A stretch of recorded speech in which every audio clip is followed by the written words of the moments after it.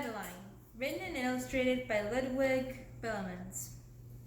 In an old house in Paris that was covered with vines, lived 12 little girls in 2 straight lines. In 2 straight lines they broke their bread and brushed their teeth and went to bed. They smiled at the good and frowned at the bad, and sometimes they were very sad. They left the house at 9:30 in 2 straight lines, in rain or shine. The smallest one was Madeline. She was not afraid of mice. She loved winter, snow, and ice. To the tiger in the zoo, Madeline just said, "Pooh, pooh." And nobody knew so well how to frighten Miss Clavell. In the middle of one night, Miss Clavell turned on her light and said, "Something is not right." Little Madeline sat in bed, cried and cried. Her eyes were red. And soon after, Dr. Kahn came. He rushed out to the phone and he dialed Danton 10-6. "Nurse," he said, "it's an appendix." Everybody had to cry. Not a single eye was dry.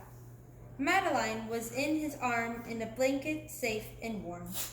In a car with a red light, they drove out into the night. Madeline woke up 2 hours later in a room with flowers. Madeline soon ate and drank. On her bed there was a crink, and a crack on the ceiling had the habit of something looking like a rabbit. Outside were birds, trees, and sky, so 10 days passed quickly by. One nice morning, Miss Clavell said, "Isn't this a fine day to visit Madeline?" "Visitors from 2 to 4, read the sign outside her door. Tiptoeing with a solemn face, with some flowers and a vase. They walked and said, "Ah," when they saw the toys and candy and the dollhouse from Papa. But the biggest surprise by far, on her stomach was a scar. "Goodbye," they said, "we'll come again," and the little girls left in the rain. They went home and broke their bread, brushed their teeth, and went to bed. In the middle of the night, Miss Clavell turned on the light and said, "Something is not right." And afraid of a disaster, Miss Clavell ran fast and faster, and she said, "Please, children, do tell me what is troubling you."